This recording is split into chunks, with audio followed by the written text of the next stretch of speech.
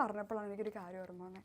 ഈ അടുത്തൊരു റീൽസിൽ ഇങ്ങനെ ചരക്ക് എന്നൊരു വേർഡ് ഉപയോഗിച്ചിട്ടുണ്ടായിരുന്നു. അത് കുറച്ച് ടോക്കായിരുന്നു അല്ലെ സോഷ്യൽ മീഡിയയിൽ, ക്രിറ്റിസിസം നേരിടേണ്ടി വന്നു. അത് എനിക്ക് തോന്നുന്നു അതങ്ങനെ ഒരു സ്ത്രീ ഒരു വസ്തുവായിട്ട് പറഞ്ഞതല്ല, പക്ഷെ നോർമലി നമ്മൾ കോൺഫിഡന്റ് ആയിരിക്കണം എന്ന രീതിയിൽ പറഞ്ഞതാണ് അല്ലേ?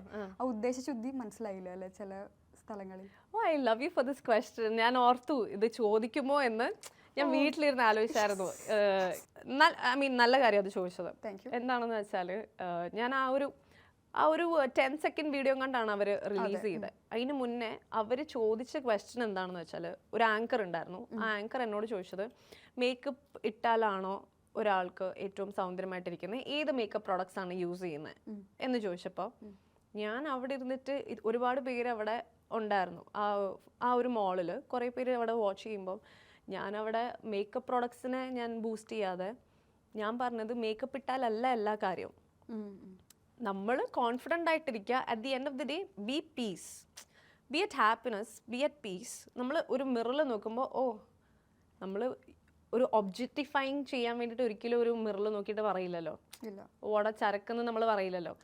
വാട്ട് എ ബ്യൂട്ടി അല്ലെങ്കിൽ വാട്ട് എ സ്മാർട്ട് ഗേൾ അല്ലെങ്കിൽ what a confident person I am എന്നുള്ള രീതിക്ക് നമ്മൾ സംസാരിക്കുമ്പോൾ കൊളോക്കിയലി സംസാരിച്ചതാണ് അത് ഞാൻ. അല്ലാതെ അത് ലിറ്ററൽ മീനിങ് എടുത്തിട്ട് കീറി മുറിക്കാനല്ല അത്, മനസ്സിലായോ? അല്ലാതെ ഒരിക്കലും വാട്ട് എ സെല്ലിംഗ് പ്രോജക്റ്റ് അല്ലെങ്കിൽ വാട്ട് എൻ ഒബ്ജക്റ്റ് ആയാമെന്ന് നമ്മൾ ഒരിക്കലും ഞാൻ എന്നെ മിററി നോക്കി പറയില്ല. ഞാൻ എന്നെ മിററി നോക്കി പറയാമോ നല്ല ഭംഗിയുണ്ടല്ലോ, നല്ല സുന്ദരിയായിട്ടുണ്ടല്ലോ എന്നാണ് ഞാൻ പറയാം. അപ്പോൾ ലിറ്ററൽ മീനിങ് എടുക്കുമ്പോഴത്തേക്കിന് ആൾക്കാർ പറയും വിമൺ ഒബ്ജക്റ്റിഫൈങ് ആയിപ്പോയി അല്ലെങ്കിൽ സെക്ഷലൈസിങ് ആയിപ്പോയി എന്ന് പറയുന്ന ഒരു ടോക്ക് വന്നിട്ടുണ്ടായിരുന്നു. കുറേ പേര് എനിക്ക് മെസ്സേജ് ചെയ്തു, കുറേ പേര് സ്റ്റോറി ഇട്ടു, റിയാക്ട് ചെയ്തു, കുറേ പേര് റിയാക്ട് ചെയ്തു. But I didn't apologise or I didn't do A justification video for it, because എനിക്ക് എൻ്റെ ഉദ്ദേശം എനിക്കറിയാം. അവിടെ നിൽക്കുന്നവർക്കും അത് മനസ്സിലായതുകൊണ്ട് എവരിബഡി സ്റ്റാർട്ട് അപ്ലോഡിങ് ഞാനത് പറഞ്ഞപ്പോഴത്തേക്കിന്. Because at the end of the day നമ്മൾ ചെയ്യേണ്ടത് വാട്ട് മേക്സ് us ഹാപ്പി. ഞാനിപ്പോൾ ഈ മേക്കപ്പ് ഇട്ടില്ല എങ്കിലും I will be happy in my self. When I look at the mirror I M confident. That's all matters at the end. അല്ലാതെ നമ്മൾ കുറേ അവിടെ ഇരുന്നിട്ട് ഈ പറയുന്ന പോലെ മേക്കപ്പ് പ്രോഡക്റ്റ് ബൂസ്റ്റ് ചെയ്യാനോ പ്രൊമോട്ട് ചെയ്യാനോ അല്ല അവിടെ പോയിരുന്നത്. നമ്മൾ ഏതെങ്കിലും രീതിയിൽ ഹാപ്പി ആയിട്ടിരിക്കാൻ പറ്റുക അല്ലെങ്കിൽ ഏതെങ്കിലും രീതിയിൽ നമുക്ക് ആൾക്കാരെ ഇൻസ്പയർ ചെയ്യാൻ പറ്റുക, അതേ നോക്കുന്നുള്ളൂ. It's not about woman objectifying or ഒന്നും അല്ല ഞാൻ അവിടെ ഉദ്ദേശിച്ചത്. മനസ്സിലായി. ഞാൻ തിരുത്തി തന്നു. യെസ്, അല്ല ഞാൻ തിരുത്തി കൊടുത്തു, തിരുത്തി തന്നു, അത് മതി. അല്ല, good that you clarified. Thank you.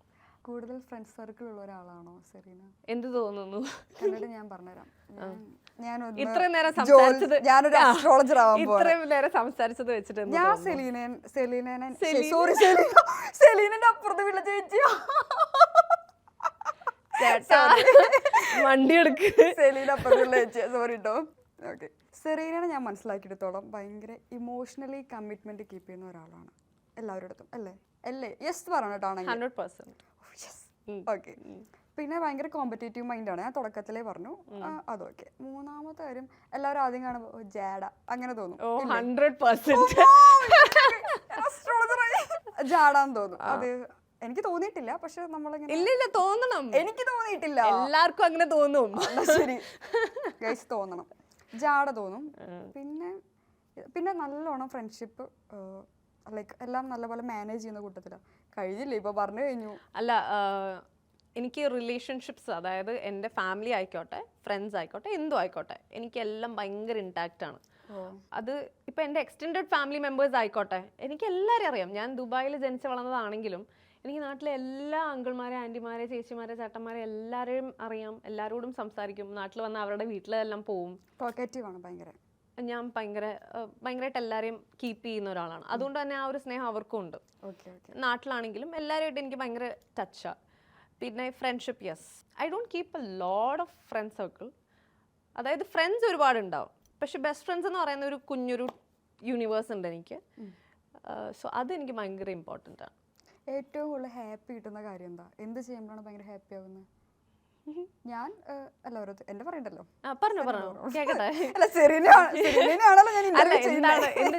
വർഷയ്ക്ക് ഏറ്റവും കൂടുതൽ ഹാപ്പിനെസ് ഹാപ്പി കിട്ടുന്നത് എനിക്ക് നല്ല ഫുഡ് കഴിക്കുമ്പോൾ നല്ല ഹാപ്പിനെസ് കിട്ടും. എന്താണ് ഫേവറേറ്റ് ഫുഡ്? ഫേവറേറ്റ് ഫുഡ് എന്ന് പറഞ്ഞാൽ എനിക്ക് എല്ലാം ഇഷ്ടമാണ്. ഞാൻ എന്തും കഴിക്കും. ആണോ? ഉപ്മാവൊന്നും എനിക്ക് ഇഷ്ടമല്ല. അങ്ങനെയല്ല. കുറെ ഉപ്പുമാവ് ഹേറ്റേഴ്സ് ഉണ്ട്. Are you a uppumavu hater? Tell me. ആണോ? അല്ലല്ലോ. ഹോസ്റ്റലിൽ നിന്നിട്ടുണ്ടോ? ആ അങ്ങനെ വരട്ടെ. അതുകൊണ്ടാണോ? ഞാൻ ഹോസ്റ്റലിൽ നിന്നിട്ടുണ്ട്. അതുകൊണ്ട് പക്ഷെ എനിക്ക് ഇഷ്ടമാണ് ഉപ്പുമാവും പഴവും. ഇഷ്ടാണോ? വീട്ടിലുണ്ടോ ഉപ്പുമാവൊക്കെ? പിന്നെ ഓക്കെ. പിന്നെ രാവിലെ കഴിക്കുന്ന ഉപ്പുമാവ് പഴം അല്ലെങ്കിൽ പുട്ട് കടല അപ്പം കറി ദേശീയ ഭക്ഷണം. പക്ഷെ എനിക്ക് പുട്ടും ചിക്കനാണ് ഇഷ്ടം. എന്റെ ഫേവറേറ്റ് ഫുഡ് സദ്യയാണ്. സദ്യയാണ്. നല്ല നാടൻ vegetarian sadya is my favourite. അപ്പൊ എനിക്ക് അതാണ് ഹാപ്പിനെസ് കിട്ടുന്ന കാര്യം. ഓ എന്റെ ഹാപ്പിനെസ് അല്ലേ? എന്റെ ഹാപ്പിനെസ് എനിക്ക് മമ്മയുടെ കൂടെ ടൈം സ്പെൻഡ് ചെയ്യുന്നത് ഭയങ്കര ഇഷ്ടമാണ്. ബിഗ് ബോസ് കഴിഞ്ഞിട്ട് എനിക്ക് ഏറ്റവും കൂടുതൽ കിട്ടാത്ത കാര്യം അതാണ്. ബിക്കോസ് എൻ്റെ ലൈഫിൽ ആക്ച്വലി ഇത്രയും നാൾ ഞാൻ നാട്ടിൽ വന്ന് നിന്നിട്ടില്ല. ബിഗ് ബോസ് കഴിഞ്ഞിട്ട് എവ്രി മന്ത് ഞാൻ നാട്ടിലുണ്ട്. എന്തെങ്കിലും ഷൂട്ടോ പ്രോജക്റ്റോ കാര്യമായിട്ട് നാട്ടിൽ വരുന്നുണ്ട്. ഇപ്പം തന്നെ മമ്മയെ കണ്ടിട്ട് ഏകദേശം ഒരു മാസം ആവാറായി. ഇങ്ങനെ ഞങ്ങൾ പിരിഞ്ഞിരുന്നിട്ടില്ല. So my happiness is you know talking to her. ഇവിടെ വരുന്നതിന് മുന്നത്തോളം ഞാൻ വീഡിയോ കോൾ അമ്മ എത്താറായി എന്നുള്ളൊരു പറയുന്നത് I M A mom child. അപ്പം എൻ്റെ ഹാപ്പിനെസ് ഇസ് കിച്ചണിലിരുന്ന് സ്ലാബിൻ്റെ മണ്ടയ്ക്കിരുന്ന് ഞങ്ങളുടെ ഒരു ഗോസിപ്പിംഗ് ടൈം ഉണ്ട്. വൈകുന്നേരമൊക്കെ ആകുമ്പോൾ അമ്മ കുക്ക് ചെയ്യുമ്പോൾ ഞാൻ അവിടെ നിന്ന് ഇങ്ങനെ കഥകൾ പറയും. സോ അതെനിക്ക് ഭയങ്കര ഹാപ്പിനെസ് തരുന്ന കാര്യമാണ്. ഇപ്പോൾ ബിഗ് ബോസിൽ ഉണ്ടായിരുന്ന കുറച്ച് പേരുടെ പേര് ഞാൻ പറയും. അങ്ങനെ പറയുമ്പോൾ പെട്ടെന്ന് എന്താ തോന്നണേന്ന് പറയണം. ഒരൊറ്റ വേർഡിൽ പറഞ്ഞോ. ഇപ്പോൾ ഞാൻ എക്സാമ്പിൾ ഞാൻ പറയാണ്. എൻ്റെ അടുത്ത് ചോദിക്കുകയാണ് ബിഗ് ബോസിലുള്ള ഒരാളുടെ പേര് സെറീന. സെറീന എന്ന് പറയുമ്പോൾ ജാഡ. അങ്ങനെ എന്തെങ്കിലും ഒരു വൺ വേർഡിൽ പറഞ്ഞാൽ കുഴപ്പമില്ല. കണ്ടോ ജാഡാന്ന് സെറീന എന്ന് പറയുമ്പോൾ ജാഡ. അത് ഞാനൊരു ഇതിന് പറഞ്ഞില്ല, എക്സാമ്പിൾ പറഞ്ഞതല്ലേ. എക്സാമ്പിൾ പറയുമ്പോഴും സെറീന എന്ന് പറയുമ്പോൾ ജാഡ അല്ല. എനിക്ക് ജാഡയായിട്ടല്ല, എനിക്ക് ഭയങ്കര കംഫർട്ട് ആയിട്ട് ഒരു പേഴ്സൺ ആയിട്ട് തോന്നി. ഞാനതൊരു എക്സാമ്പിൾ പറഞ്ഞതാ, വിഷമിക്കാതെ പറയൂ. ഓക്കെ. അഖിൽ മാരാർ ഗാർഡിയൻ. എന്റെ പെർസ്പെക്റ്റീവ് ആട്ടോ. എനിക്ക് ഹീസ് എ ഗാർഡിയൻ. അനി മിഥുൻ ചേട്ടന്റെ മോൾ. അത് ഞാൻ. ചേട്ടൻ വിഷ്ണു ജോഷി. വിഷ്ണു അയ്യോ അവന് ഒറ്റ വാക്കിൽ എന്താ ഞാൻ പറയാ? ചാമിങ്. ഓക്കെ.